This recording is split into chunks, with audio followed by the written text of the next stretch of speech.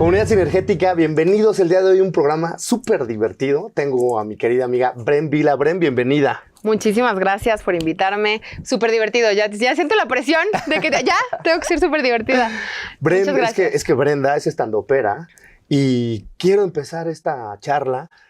¿Por qué crees que la risa es importante?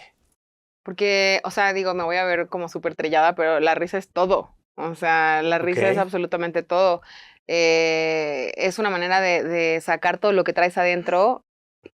Vamos, es que la risa sana. O sea, si estás de malas y te hago reír, te vas a sentir mejor. Si estás triste y te hago reír, te vas a sentir mejor. O sea, al final del día, y mira, si eres una persona como yo que está sola, soltera, anótense, chavos.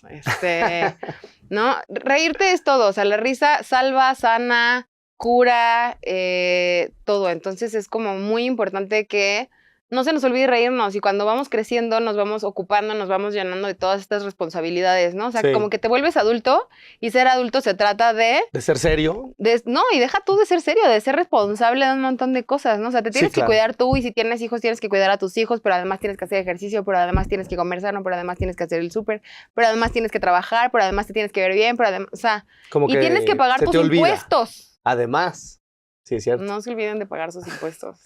¿No? Entonces es como de pronto dices, ya, güey, me quiero desuscribir de la vida adulta.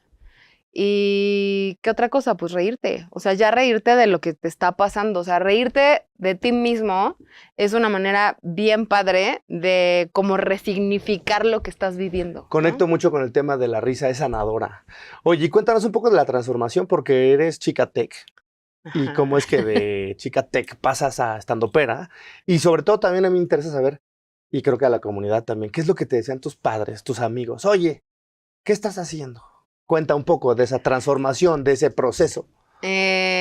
Justamente algo que digo siempre es que lo que me pasó con el stand-up es que el stand-up me atropelló.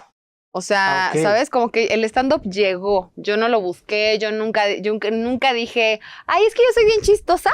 Yo soy la que hace reír a mis amigos en las fiestas. Yo me debería dedicar a esto. No. ¿Y tus amigos sí te decían alguna vez, oye, ¿deberías dedicarte a eso o no? Pues es que tú sabes cuando más o menos eres el que se roba el micrófono en las fiestas, ¿no? O sea... ¿Es tu caso? Un poquito, sí.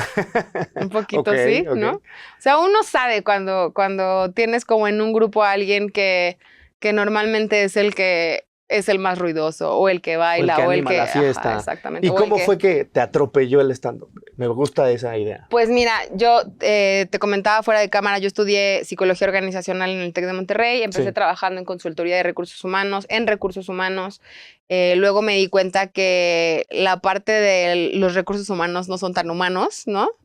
Y entonces dije, bueno, ¿qué puedo hacer como para empatar esta parte de sí me gusta mucho mi carrera, pero también quiero hacer algo para ayudar a la gente a moverse del lugar en el que está, ¿no? En ese momento encontré el life coaching, que a mí me parece una herramienta muy padre, que no es ni terapia, ¿no? Ni un proceso como muy serio para llevar a cabo cosas, ¿no? Entonces me certifiqué como life coach, y empecé a tener clientes, y empecé a darme cuenta que estaba, o sea, como que de pronto dije, me quiero dedicar a esto toda la vida, ¿sabes? Porque es muy lindo, claro, porque es muy lindo que alguien te diga, quiero hacer esto, pero no, o sea, no sé, o sea...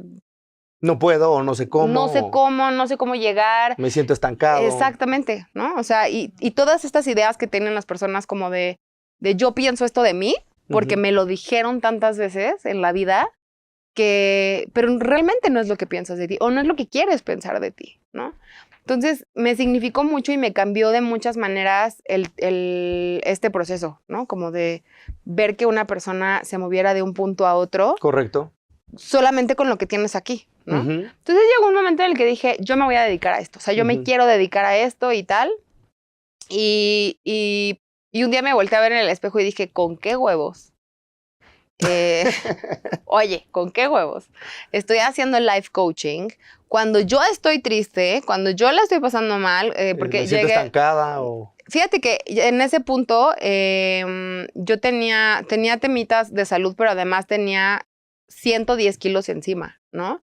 Y entonces dije, güey, ¿con qué huevos te le paras enfrente a una persona Para decir esto. para moverlo cuando tú no te estás moviendo de donde estás? Un poco ¿no? hablando de la congruencia, ¿no? Exactamente, ¿no? Entonces, claramente, digo, yo sabía que tenía temas de salud, pero ya me había totalmente escondido atrás de esos temas, Sí. ¿no? Entonces ya lo había usado como una excusa Como escudo. total, que vuelvo a lo mismo, y lo escuchaste, lo dije en el show.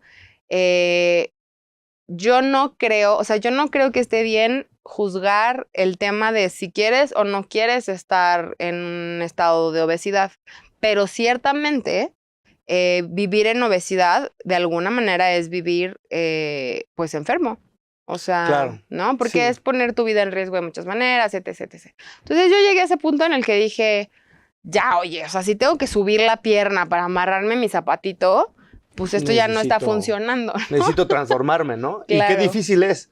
Claro. Porque yo creo que a tus clientes les funcionaba y luego para ti no te funcionaba, ¿no? Sí, entonces yo decidí entrar a mi propio proceso de coaching. Agarré a mi coach favorito de entre mi generación y le dije, ayúdame. Te O sea, toca. ayúdame a hacer mi proceso. Y entonces en ese proceso, junto con ese proceso y la terapia psicológica y todo el rollo, llegué a la conclusión de que, claro, yo toda la vida fui como la niña gordita, ¿no? O sea, Ok. y yo entonces toda la vida fui como la niña que o estaba a dieta y hacía mucho ejercicio o estaba gorda. O sea, no había mucho. Entonces, con todo ese proceso llegué a la conclusión y dije, ok, me voy a hacer un bypass gástrico, listo, ¿no? Me hice bypass gástrico Ok. hace 6 años y pues claro, el bypass gástrico da, o sea, hablarte de bypass gástrico da para muchísimo porque hay Sí, hay que hacer mucha otro gente programa. a favor, mucha gente en contra y bla, bla, bla. Yo personalmente, sin hacer una recomendación médica de ningún tipo, les digo que Estás yo a me lo favor. haría 1000 veces, ¿no? Ok. Tiene algunas consecuencias. Es un antes y un después en tu vida. Sí, por supuesto. O sea, tiene consecuencias, ¿no? O sea, tiene consecuencias que tienes que manejar porque al final del día es, pues, te vuelves Robocop, ¿no? Ok. O sea, ya tu cuerpo ya no es como el de todo el mundo. O sea, ya tienes 2 estómagos y tu intestino está así. Sí, Está difícil. raro, pero yo lo volvería a hacer 100,000 veces, ¿no? Entonces, hice todo ese proceso. Me recuperé de bypass, hice muchísimo ejercicio, tal. Y entonces me empecé a volcar hacia esta vida de tener disciplina y no sé qué, ¿no? ¿Y Y cómo en- llegas al stand-up? No nos has Pues contado. me fui de vacaciones un día porque dije, ya soy flaca, me voy de vacaciones. Voy a la playa a presumir No, mi cállate, hermoso me fui cuerpo. a Holanda. Ah, ok. Está un poco frío para... Me había quedado de ver con una Para amiga en presumir tu cuerpo Marruecos nuevo. y Ajá. dije, nunca, o sea, siempre estoy en Ámsterdam de escala, pero nunca me quedo, ¿no? Entonces me quedé Ujú. unos días y conocí a un holandés,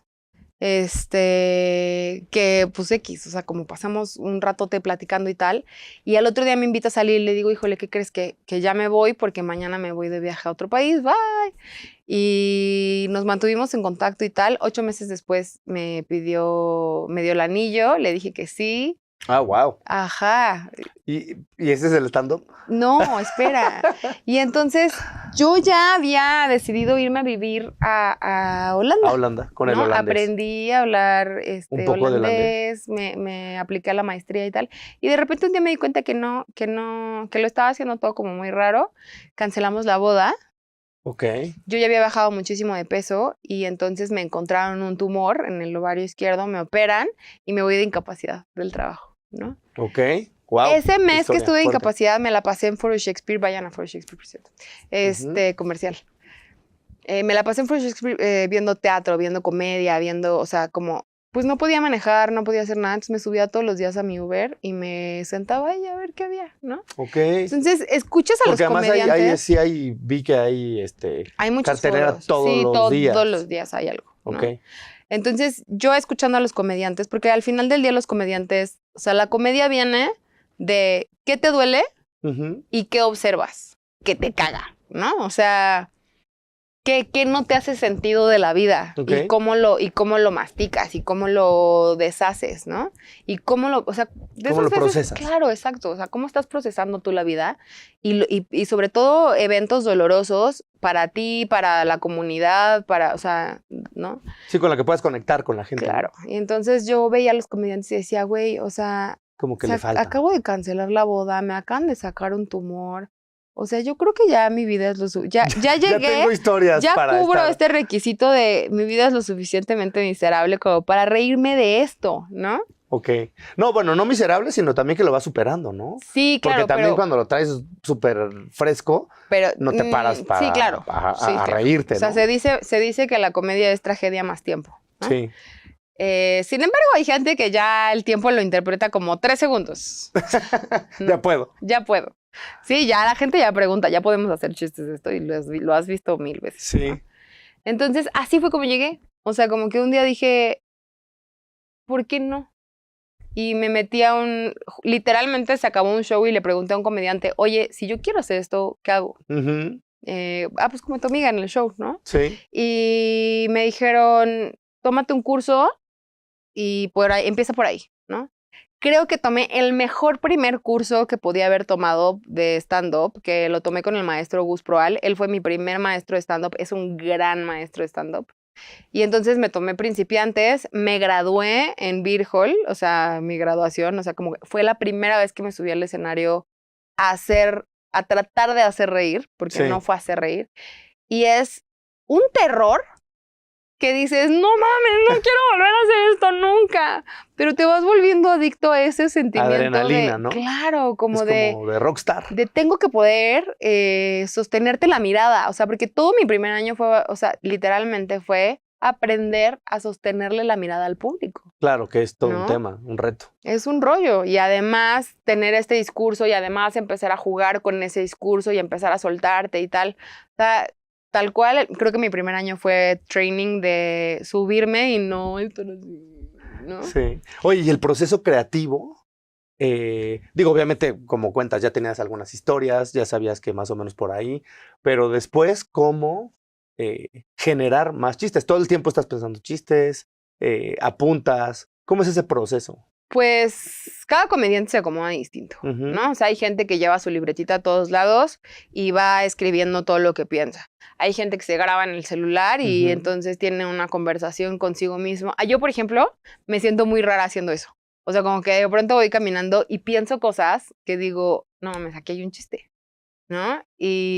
Pero neta, sí, es muy importante hacerlo porque dices, esto está súper chistoso y aquí hay un chiste y juras que no se te va a olvidar. Y se te olvida. Siguiente cuadra.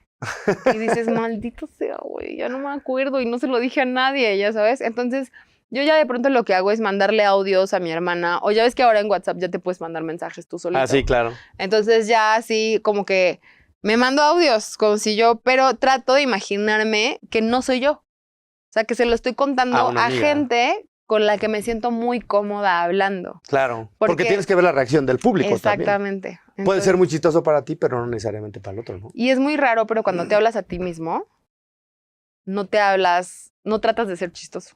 Sí, claro. No sé si te ha pasado que estás arreglándote, te estás viendo en el espejo y tal, y te dices ciertas cosas, como, Roger, qué guapo eres. Pero no te lo dices con esta gracia, ¿no? O sea, Sí. entonces, de pronto sí sirve, ¿no? O de esas veces que te peleas con alguien en el espejo y dices, uy, le debí de haber dicho todo esto. Y enfrente del espejo le ganas a alguien una discusión. Sí, claro. Exactamente eso, o sea, como no estás platicando con la otra versión de ti que probablemente te va a jugar el abogado del diablo y te va a decir, o sea, sí, pero cuéntame más. O sea, sí, pero si esto fuera diferente, ¿qué? ¿No? Entonces, el proceso es ese, o sea, de entrada, irte diciendo las cosas que observas, que no estás de acuerdo, que te hacen ruido, que no entiendes, a las cosas que les puedes dar una vuelta y decir, ¿cómo sería el mundo si esto fuera al revés? ¿No? Y Claro. entonces imaginarte todo ese mundo al revés de esta circunstancia que tú no estás entendiendo Sí. y hacer todo o sea, fabricar ese mundo y luego ser capaz de dibujar ese mundo Y sobre con todo creo que de palabras. transmitirlo, ¿no? Exacto. Creo que es lo más difícil. Y ahí es donde entra el cómo te lo armo, cómo te lo dibujo y cómo le doy la vuelta para que te haga sentido. Y en el momento en el que la gente le hace sentido, ahí es donde te ríes. Sí, qué interesante, súper interesante. Oye, se nos acaba el tiempo, pero quiero preguntarte, ¿cómo es que de repente estás en un escenario en Barcelona y de repente estás en un escenario en Chicago. ¿Cómo hacer? Porque eso es lo que me llamó la atención. Cuando yo te vi dije, oye, esta chica hace en español y en inglés. Sí. Eso es todo un reto, ¿no? Cuenta un poco. Primero, hablar bien inglés. Primero aprendan inglés. O sea, paso número 1, Sí. vaya usted a la primaria y aprende inglés. No sé, la verdad es que siempre se me han hecho muy fácil los idiomas. O sea, es algo que se me facilita, ¿no? Que ahora digo, en lugar de estudiar psicología hubiera sido intérprete traductor, güey.